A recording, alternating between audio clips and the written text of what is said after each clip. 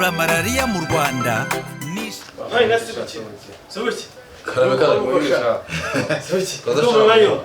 Ogarutse mu rungano. Ntabwo rwose ushobora kubona ahabura.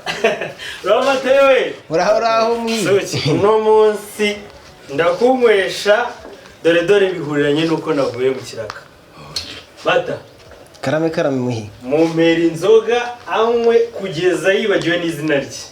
Aha, ndaga gushira amaraso. Tugomba kwishimira ko umugore we yavuye mu bitaro. Ese. Nuko rwose dore kanjye ndafite. Turazimweze nazo. Umva muhi. Nta nzoga nakongera kuguterishyura mituweli. Dore ko ari n'igihe cyo kwishyura. Bona zogoma. None nsubiza amafaranga yanjye ngende nigurira ahandi ku mituweli.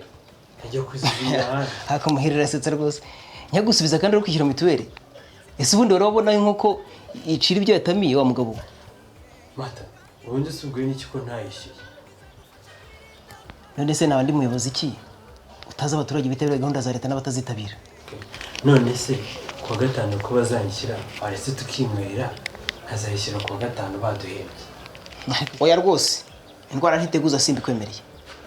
Mata, none se ko n'ubundi atuzuye kandi ukaba ubizi ko bategereza ukwezi kugira ngo bayivurizeho. Wategereje waretse kuwa gatanu azayishyura yose ko tuzabatwaye. Ariko muhizi kwiruka inzira mu kikoko. Ntago bikiri ngombwa ko umuntu aterura amafaranga yose rimwe ngo ajye kwishyura mituweli. Umuntu ashobora no kwishyura mu byiciro. Ikindi kandi iyo umaze kwishyura ita wivuza. Kuko ya minsi yo gutegereza ngo umuntu abone kwivuza yavanyweho ntabyo waruzi. Ntabyo narinzi rwose. Uzaho bigeze. Usemo. Inzoga zaheze he cyangwa uzabaye za wa mugabo utabibona nzoga.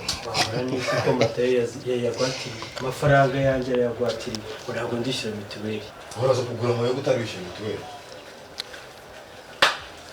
Singabona subukinaje kugira inama ayire ndavuga pe nigeze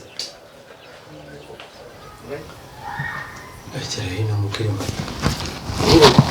Abagabo nabemereye inzoga fasha wiseke mu bagabo kandi ari amafaranga niyo nari mfite imbere n'inyuma akaga kayi twandike mu nkope nzayakwishyura. Reka ntabwo byashoboka. Si aba bagabo. Se Mata. Abagabo binjiye mu nzu banahategeye nyine ntategereje ngo baraza ndaheba pe. Aya reka Mujema. Mbona turebera dukonje. Ntabwo twaheze ngo nanjye ndi mutarambirwa ndi hano. umuraba wihangana. Mata. Nukuri kubitingwa n'izamba. Urabizi sinjya nambo. Kandi isezerano ryanjye ndarisohoza. Niba ibyago bingwiririye bya mituweli ariko rwose nkopfa ntaho mbere imfura nonsebye mu bagabo. Ariko wagira icyaka sawa re kanze nziguhe rwose. Nukuri pe. Zirasha umunsi ndazinywera mugabo ari mukona ka mitsingi. Bari kunywa ka mitsingi hagati y'akabaho. Ari kunywa ka mitsingi. Cyazana kamusel. Zana yiteruye n'ibyo. Mitsingi. Ese mbere. Nuko no. Bararangiye. Mukira gusa shaho. Abayakamwe mwarambye yo. Nunguzanya gatari ko kanga mu maso dore nk'ikanga mu nda. Bongera nta kibazo. Turabona mugema.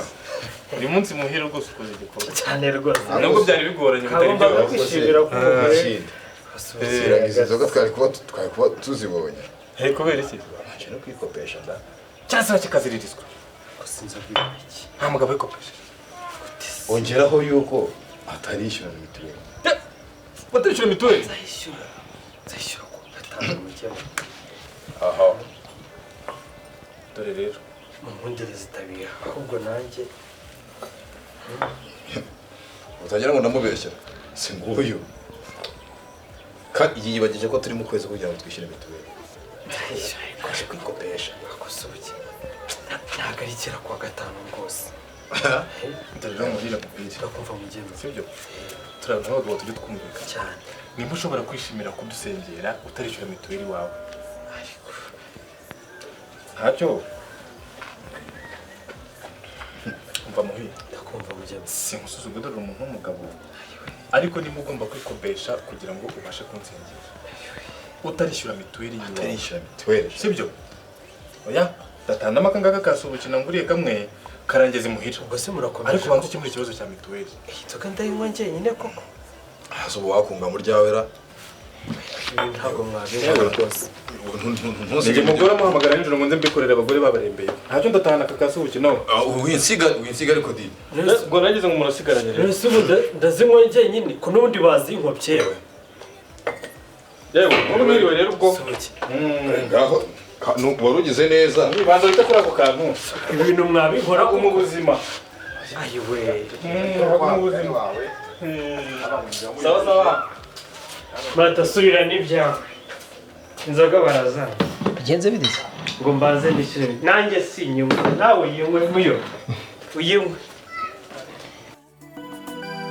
kurandura malariya mu Rwanda ni inshingano yacu twese.